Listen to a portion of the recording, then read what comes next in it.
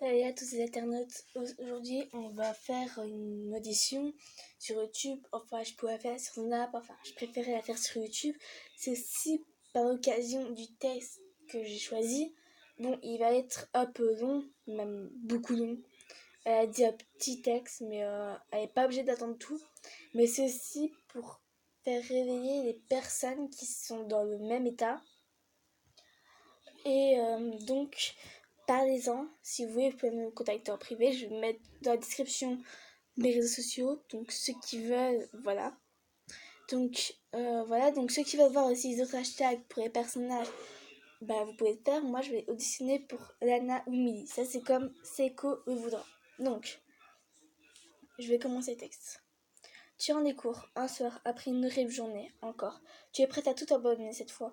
Tu viens dans ta chambre, tu fermes la porte, tu reprends ce morceau de papier, c'est des suicides que tu as écrit maintes et maintes fois, encore et encore. Tu prends cette lame de rasoir et toutes les veines pour la dernière fois. Tu prends cette bouteille de pilule et les avales toutes. Tu t'allonges patiemment ton cette tête sur la poitrine et fermes les yeux pour la dernière fois.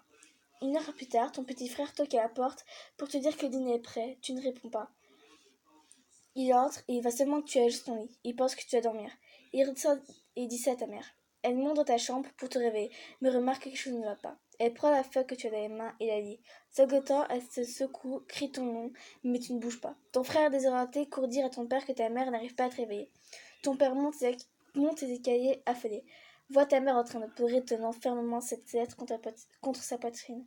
Prenne ton corps sans vie maintenant. Il comprend rapidement et se met à crier sur un objet à travers la pièce. Puis il tombe à genoux et se met à pleurer. Ta mère s'approche difficilement de lui et se prenne dans les bras et pleure. Le lendemain à ton lycée, le principal annonce ton suicide de la classe. Ça prend quelques secondes avant que chacun se rende compte. Puis, tout le monde devient silencieux. Ils se blâment tous eux-mêmes. Tes professeurs pensent qu'ils ont été trop durs avec toi. Ces filles populaires repensent à tout ce qu'ils t'ont dit méchant, bêtement. Ce garçon qui avait l'habitude de t'ennuyer et de t'insulter ne peut pas s'empêcher de se haïr pour n'avoir jamais osé à te dire qu'il te trouvait belle en vérité. Ton ex-petit copain, celui qui tu disais tout, celui qui t'a largué, pourtant il ne peut pas supporter d'entendre ces nouvelles. Il s'effondre, se met à pleurer, puis quitte ta classe. Tes amis, ils s'angoissent aussi, se demandent comment ils n'ont pas pu faire pour ne pas se rendre compte que je n'avais pas.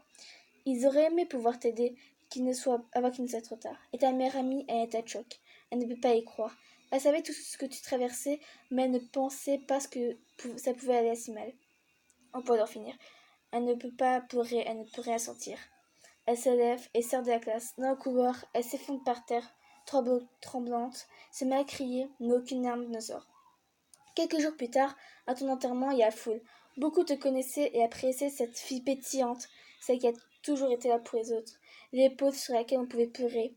Et pas tous des bons souvenirs qu'ils ont eu avec toi. À tous, on peut voir des larmes couler de leurs yeux. Ton petit frère ne sait toujours pas que tu es décidé, il est trop jeune. Tes parents ont seulement dit que tu étais décédé. Ça le blesse énormément. Tu étais sa grande sœur, tu étais supposée être toujours là pour lui. Ta meilleure amie, elle essaie de rester forte durant toute la cérémonie. Mais au moment d'enterrer ton cercueil, dans le cercueil en terre, elle perd tout moyen. Elle se met à pleurer comme elle n'a jamais pleuré. Elle continuera pendant des jours et des jours. 2 ans plus tard, tes amis, pour la plupart tombés de la dépression, partent toujours un conseiller thérapeute une fois par semaine. Certains de tes professeurs ont tout simplement quitté leur job. Ces filles populaires ont maintenant des troubles alimentaires. Ce garçon qui t'a cité s'ouvre les veines.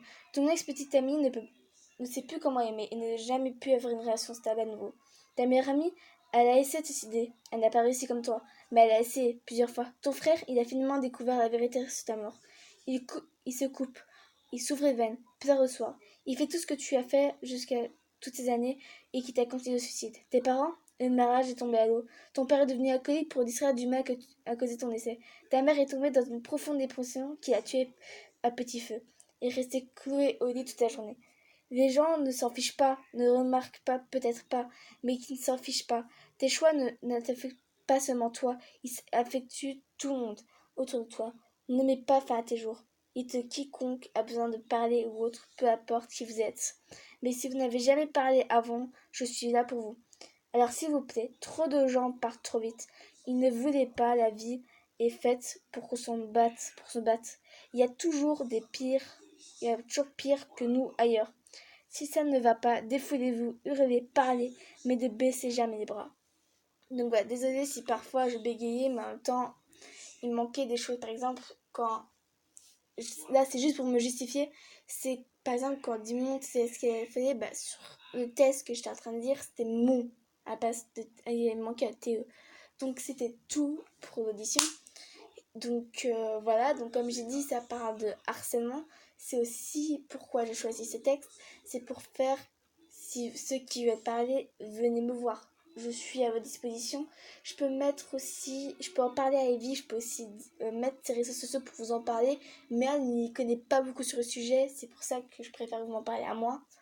Donc voilà, tout le conseil que j'ai à dire pour tous ceux qui se font harceler, qui se font abuser, par exemple qui se font abuser par les parents, parce que ça arrive, vous pouvez en parler à vos amis, vous pouvez en parler à la police, à vos instituteurs. Si vous êtes harcelé, vous pouvez en parler à vos parents, instituteurs, proviseurs. Donc voilà, vous n'êtes jamais seul. Ça, vous devez retenir. Et si quelque chose vous arrive, il faut en parler. Voilà, c'est la fin de la vidéo.